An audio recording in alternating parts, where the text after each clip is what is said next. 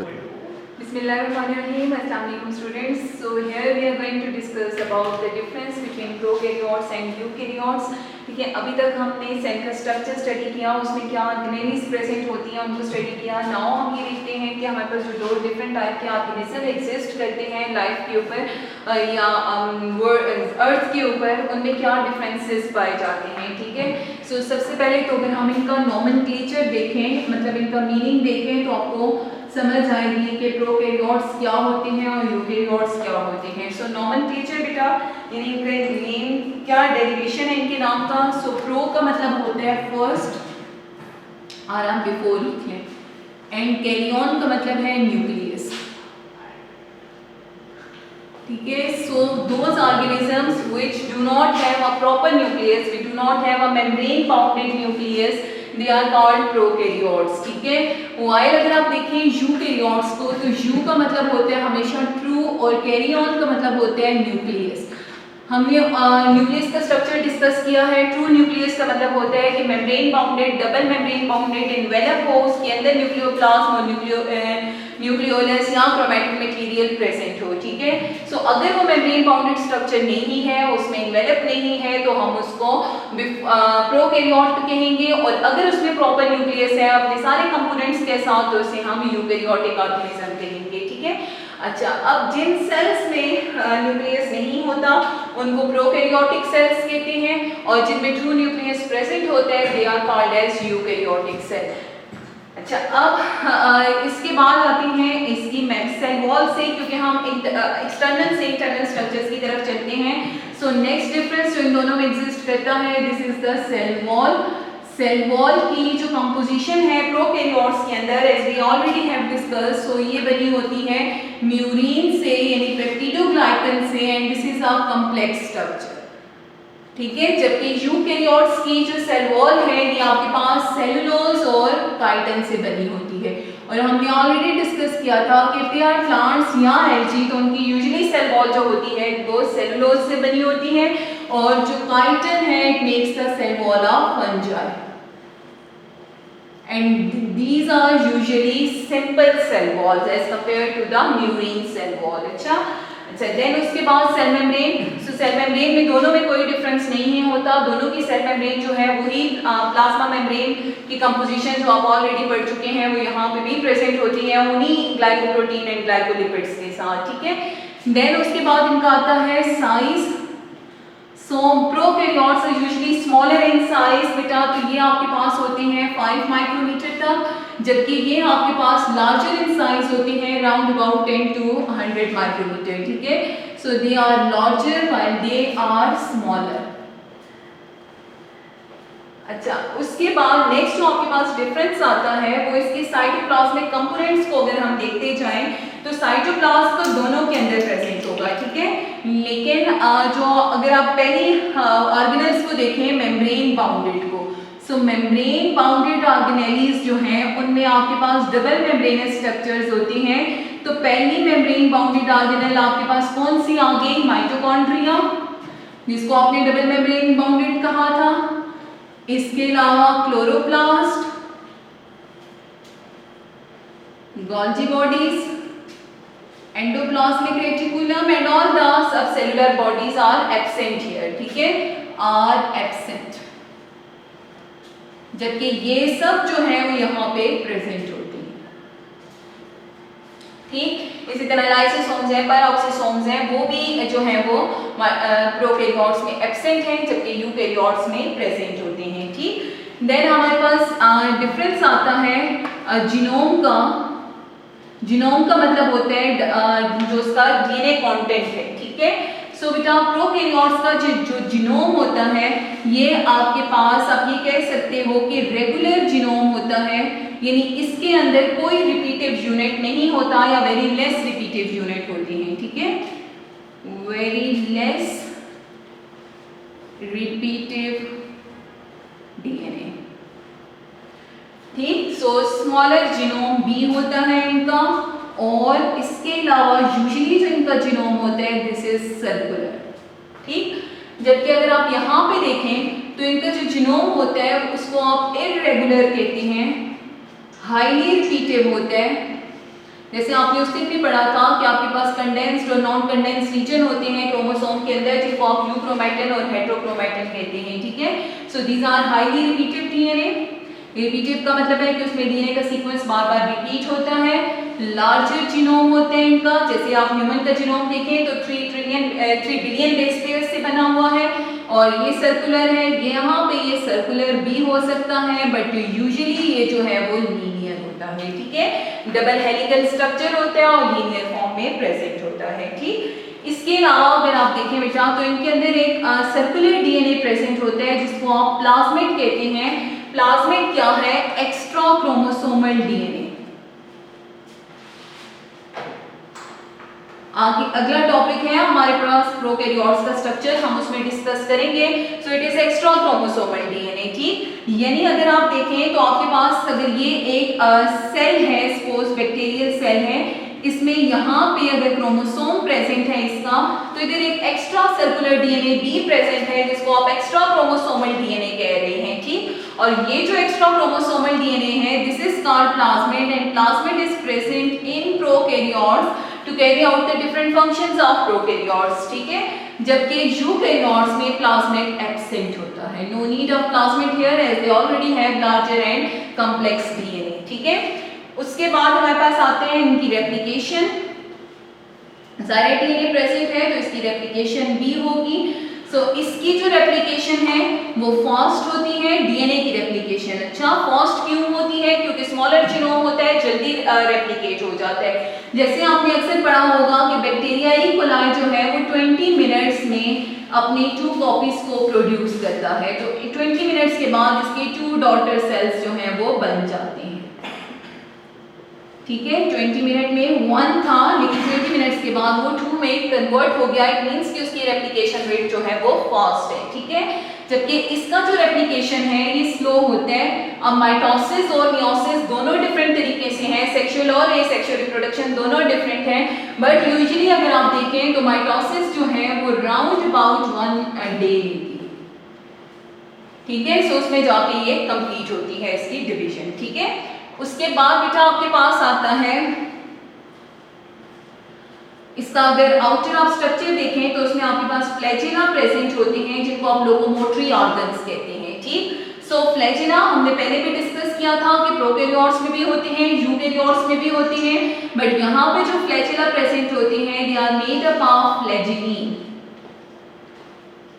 फ्लैजिलीन protein है जिससे ये बना होगा, स्ट्रक्चर वही होगा, बेसल बॉडी होगा एंड उसका फिलामेंट, ठीक है।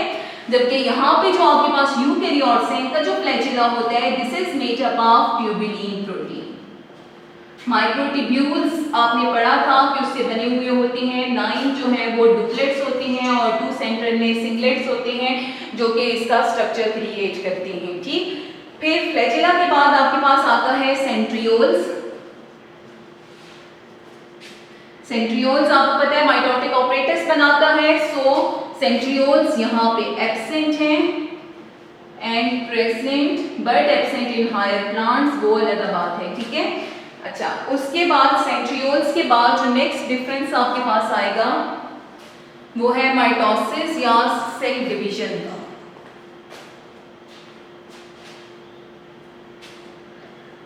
ठीक है। अच्छा, अगर वहां पे सेंट्रियोल्स नहीं है तो इट मींस कि उसके अंदर माइटोटिक ऑपरेटस नहीं बनता। अगर माइटोटिक ऑपरेटस नहीं बनता तो प्रोकैरियोट्स के अंदर जो है वो माइटोसिस नहीं होगी, ठीक है। No mitosis. और इधर जो माइटोसिस होती है या डिवीजन होती है उसको आप कहते हैं amitosis and amitosis is actually the binary fission. So cell will get divided into 2 new cells by mitosis or it is also called as binary fission, ठीक है। जबकि इधर जो यूकैरियोट्स हैं इनमें क्योंकि सेंट्रियोल्स प्रेजेंट हैं spindle fibres बनेंगे और माइटोटिक ऑपरेटस भी बनेगा। सो इस मैकेनिज्म को और डिवीजन को आप कह सकते हो कि यहाँ पे माइटोसिस होती है या जो है वो यहाँ पे मियोसिस होती है। लेकिन आपने याद रखना है कि इफ ए माइटोसिस अकर तो ये ए माइटोसिस अनकंट्रोल्ड सेल के लिए होती है जिसको आप ट्यूमर फॉर्मेशन कहते हैं। ठीक है। सो ए माइटोसिस में यहाँ पे जो आपकी डिवीजन हो रही है this is binary fission, but अगर यूकैरियोट्स में हो रही है तो ये ट्यूमर फॉर्मेशन करेगा, नॉर्मल डिवीजन नहीं होगी। ठीक है। उसके बाद आपके पास आता है जी, इसमें आप कह सकते हो पॉलीमरेजेस। पॉलीमरेजेस एंजाइम होते हैं जो कि डीएनए पॉलीमरेज भी होता है और आरएनए पॉलीमरेज भी होते हैं। ठीक है। सो डीएनए एंड आरएनए दोनों पॉलीमरेजेस, डीएनए पॉलीमरेज का फंक्शन क्या है कि डीएनए जो है वो डीएनए से डीएनए की सिंथेसिस करता है। अगर डीएनए से डीएनए की सिंथेसिस हो रही है तो ये डीएनए पॉलीमरेज होगा। ठीक है। लेकिन अगर डीएनए से आरएनए बन रहा है तो वो बनाएगा आरएनए पॉलीमरेज एंजाइम। ठीक। सो पॉलीमरेजेस जो है वो प्रोकैरियोट्स में वन टाइप के होती हैं और उसी की वजह से सारे आरएनए बनते हैं और डीएनए रेप्लिकेट होता है। ठीक है। जबकि यूकैरियोट्स में इनकी 3 टाइप्स होती हैं, बोथ डीएनए पॉलीमरेज 1, 2, 3, इसी तरह आरएनए पॉलीमरेज 1, 2 एंड 3। ठीक। उसके बाद बेटा हमारे पास है राइबोसोम्स। राइबोसोम्स आपको पता है कि हर लिविंग सेल के अंदर प्रेजेंट होते हैं, चाहे प्रोकैरियोट्स हो या यूकैरियोट्स। तो इनका साइज यहाँ स्मॉलर होता है और ये होते हैं 70s के। ठीक। जबकि राइबोसोम्स जो यूकैरियोट्स में हैं दीज आर लार्जर और ये होते हैं 80s के। ठीक। उसके बाद आपके पास आते हैं क्लोरोफिल या फोटोसिंथेटिक मटेरियल। फोटोसिंथेटिक पिगमेंट्स लिख लें। फोटोसिंथेटिक पिगमेंट्स जो हैं वो जैसे आपके पास साइनोबैक्टीरिया है सपोज, तो उसमें स्कैटर्ड होगा। ठीक है। या जितने भी फोटोसिंथेटिक बैक्टीरिया हैं आपके पास उन सब के अंदर जो फोटोसिंथेटिक मटेरियल होता है वो स्कैटर्ड होता है, यानी क्लोरोप्लास्ट के अंदर प्रेजेंट नहीं होता। ठीक है। जबकि यहाँ पे जो फोटोसिंथेटिक मटेरियल यानी क्लोरोफिल है, सो क्लोरोफिल इज प्रेजेंट, कहाँ प्रेजेंट होगा, इनसाइड क्लोरोप्लास्ट। ठीक। उसके बाद नेक्स्ट जो डिफरेंस है आपके पास वो आ जाता है पिलाए का। सो पिलाए आप फिल्मी लाइक आप ये कह सकते हो या थ्रेड लाइक प्रोजेक्शंस हैं सेल सरफेस के ऊपर। सो यहाँ पे पिलाए प्रेजेंट हैं इस तरह। एक तो ये फ्लैजिला हो गया ना, जबकि इसके साथ जो इस तरह से पिलाए प्रेजेंट होती हैं, पाइलिन प्रोटीन की बनी हुई, और इनका काम होता है अटैचमेंट। ठीक है। जबकि यहाँ पे जो आपके पास पिलाए हैं दीज आर एब्सेंट, नो पिलाए आर प्रेजेंट हियर। ठीक है। और ये अटैचमेंट किसके साथ करेंगे, दूसरे बैक्टीरिया के साथ, ताकि अपनी जेनेटिक जो मटेरियल है उसको एक्सचेंज कर सकें। ठीक। उसके बाद बेटा नेक्स्ट डिफरेंस जो आपके पास आता है वो है जी इनके अंदर रेप्लिकेशन मेथड का, यानी अपनी डिवीजन कैसे करते हैं। सो रेप्लिकेशन मेथड्स